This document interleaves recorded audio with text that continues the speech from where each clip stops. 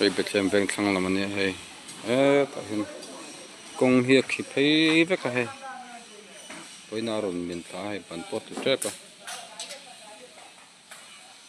nung ram nó bắn pot từ trước này có tại con vai hồi nó xả hay cần lại á bắn pot hay là on đâu thắc to này hay tại suy pot lúc đó cái tâm trạng là thấy chết rồi vậy sự tự nhiên trong hành công hay tại hiện đại đàn nó còn xem mà mình tôi chỉ đồn nan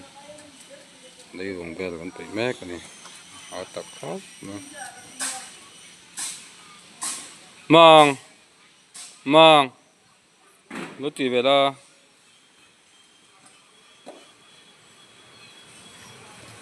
họ tập trên vùng cốp mày hay